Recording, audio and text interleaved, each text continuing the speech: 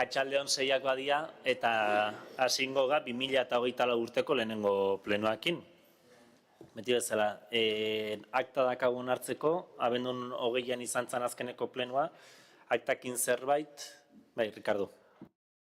Bai, atxaldeon guztioi. Uste dut aurrekontuaren bozkaketan jartzen duela zenbakitan, zenegotziak ondo daude jarrita, baina zenbakitan jartzen du 11 alde eta 11 kontra. Eta hori ezinezkoa da, orduan hori akats bat izango da, eta hori zuzendu beharra dago. Ados, 11 alde eta 10 kontra zian, 21 galako guztira, orduan zuzenketa horrekin onartutzat emango du. Bai, ados. Bigarrena dekretuen berri ematea da, pasaren plenotik eman dian dekretuak, 2023-3101 dekretutik, ja 2024-166 dekretua, ez dakit zerrenda pasa zaizue, aurrekoan komentatu zenuten akzesoarekin arazoak zaudela, pentsatzaia konponduak daudela, dekretura baten inguruan galderarik, ez, aurrea. Hirugarrena berri emate bat da, kontu hartzailearen berri emate bat. Kontu hartzaileak bai 3 hilabetetik behin berri ematen du aurrekontuan egin dian aldaketen inguruan, aurrekontu bat planifikatzen da, aurre ikusten da, baina urtean zehar hainbat aldaketa egin behar izate zaie, ez? Zenbakitan eta asko sartu gabe, azaltzeko ze aldaketak izan dian. Batetik, partida batzutan edo gastu batzuk handitu egiten dira, orduan kredito globaletik osatu egiten dira gastu horietarako dirua.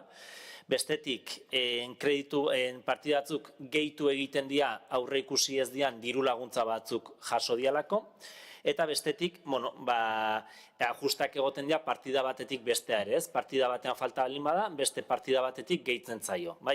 Horiek izan dira, Hernaniko udalaren aurrekontuan egin dian aldaketak, kopuru eta zenbaki desberdinekin, hor dauzkazue dokumentazioan zenbaki guztiak, eta Ereñozuko tonki entitate txikian ere kreditu gaikutzak izan dira, hasierako aurrekontuan aurre ikusten etzian diru laguntzak jaso dialako. Hau da, berri ematea zait honen inguruan zalantzarik badaon, batzordean ere informatu zuen kontu hartzaileak berak, ez? Aurrea egingo dugu. Urrengo puntua, bada aurreko plenoan ekarri genuen puntu bat, baina akats bat, konturatu gara akats bat zegoela, eta bai 4. eta 5. puntua berriz ekarri behar ditugu. Batetik enplegu plana da, aurreko plenoan aipatu genuen enplegu plana badala udalean plantillaren berrantolaketa bat, edo antolaketa bat dagonean, pixu pixkat edo baduna, hau da langile batena bakarrik ez, hainbat langileren mugimenduak eta dodenean, enplegu plan batean dokumentu juridikontan jaso behar diala, eta hor, zerbitzu sozialetan egingo zen aldaketa bat modu batea jaso zen, hor, zerbitzu sozialak indartu ditugu, gizarte langile bat gehiago jartzeaz gain koordinatzaile figura ere sortu dugu, baina dokumentuen hortan etzan ala jaso. Jaso zen, gizarte langile bat gehiago izango balitz bezala. Orduan, dokumentu hori zuzenduta dator, eta egiten duguna da, aurrekoan onartu genuen gizarte langile plaza bat gehiago plantillan sartu, baina baita ere gizarte langileen koordinatzaile postua sortu. Eta gero 5. puntuan, hori ja plantillan eta zerrendan ja hori aplikatzen dugu. Baina bi puntu dianez, bakoitza bere aldetik bozkatu behar dugu. Era berian, ere atzo antolakuntza eta pertsonal sailetik ere berriz ere dokumentazioa bializitzai zuen, deialdia bidali zanetikan parrafotxo bat aldatu bartzalako, akats baten gatikan, hor beste munduko azalpenik gabe. Ez dakit galderaik edo zalantzarik badon honen inguruan, zuzenean bozkatzea pasako gaur dun enplegu planaren aldeko botuak, EH Bildu, EAJ eta Elkarrekin Podemos udal taldeenak, kontrako botuak, ez dago kontrakorik, eta abstentzioak Euskal Sozialistak udal taldeenak. Hontaz, enplegu plana onartua gelditzen da. Eta lehen esan dagoen, 5. puntua dana da, enplegu planean jaso dan hori, redaktatu dan hori modu juridikoan, ja plantillan eta gure lanpostuen zerrendan islatzea eta postu hori sortza. Zuzenean galderarik edo zalantzarik ez balin badago, hau ere zuzenean bozkatza pasako gea. Lanpostu zerrendaren eta plantilla organikoaren aldaketaren aldeko botuak, EH Bildu eta Elkarrekin Podemos udal taldeenak, kontrako botuak, ez dago kontrako botorik, eta abstentzioak EAJ udaltaldearenak eta Euskal Sozialistak udaltaldeenak. Bale, honekin seigarren puntura pasako gea, Erraniko udala eta Oinarri elkartearen Erraniko udala Oinarri elkartearen bazkide laguntzaile moduan parte hartzeko proposamena da eta Aitor Lukasek azalduko du. Atxaldeon, denei. Oinarri herri zitzailea sustatzeko elkartea 2017an sorturiko irabazi asmorik gabeko elkarte pribatua da, eta Hernanin beste hainbat udalerritan bezala herri zitzailearen filosofia lantzeko ekimenak sustatzen ditu. Hernaniko udalak bat egiten du oinarrik egituratzen eta sustatzen dituen 7 printzipioekin.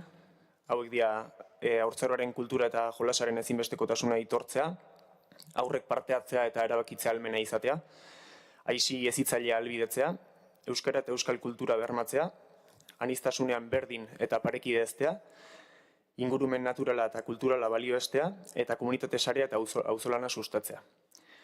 Hau guzti hau garatzeko asmoz, 2020 urtean Hernani herri areta hezitzaileagoa izateko urratsak ematen hasi zen Oinarrin eskutik, lehen urratsa izan zen udalean herri hezitzailearen filosofia aurkeztu eta ezagutzera eramatea, maila tekniko zein politikoan.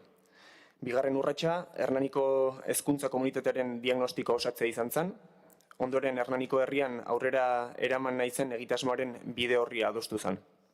Oinarriren filosofiaren 7 kontzeptuak ezagutu eta aurren parteietzan sakontzeko formazio saioak intzian udal korporazio, udal teknikari eta aurretan erabekin lan egiten duten herrigintzako eragileekin batera. Hirugarren urratsa izan zen, eskola kirola hezitzaileagoa izan dadin egin diren hausnarketak eta lanketak burutzea. 2022 urtean, herriko 2 hezkuntza eragile, ezagutuko dituzuten hezkuntza plataforma eta kanika isialdi taldeak batu zian herri hezitzailearen filosofia herrigintzatik jorratzeko. Horretaz gain, Uztaileko udalekuetan begiralei formazio eman zitzaien, udalekuak oinarriko filosofian gehiago barneratzeko. Erronka handia da, urratsez urrats, dagoeneko abian dagoena egokitu eta aurren parteidetzan oinarrituko den herrigintza sortzea. 2023ko urtarrilaren 23an, Oinarri herri hezitzaileak sustatzeko elkarteak idatzi bat aurkeztu zion udalari. Idatzi horretan elkarteak adierazten du herri hezitzailean sareko parte diren udalei, Hernaniko udalak kasu, Oinarri elkartean bazkietzeko aukera eman nahi diela. Oinarri irabazi asmorik gabeko elkarte publiko komunitario bilakatuz. Oinarrik Hernaniko udalari bazkide laguntzaile izateko gonbidapena egin dio eta bazkidetzaren ekarpen ekonomikoa 5.000 eurotan zehaztua. Beraz, proposamena batetik bazkide laguntzaile gisa elkartearekin bat egitea, bestetik Gazteriako zinegotzi ordezkaria izendatzea interesak ordezkatzeko, eta azkenik urtero dagokion ekarpena ordaintzea. Ados, eskerrik asko Aitor. Honen inguruan ez da zerbait aipatzeko, zuzenean bozkatzea pasako ga.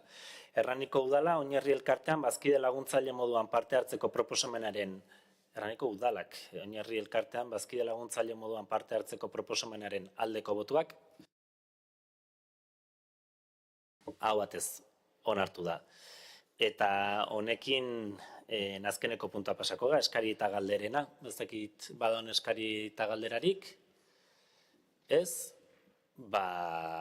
Ustet urteko lehenengoa neurtzen hasiko ga eta rekorra izango dela. 9 minututan urteko lehenengo plenoa egin dugu eta beharrez balin bada, listo, eskerrik asko eta hurrengo plenoan ikusiko dugu elkar.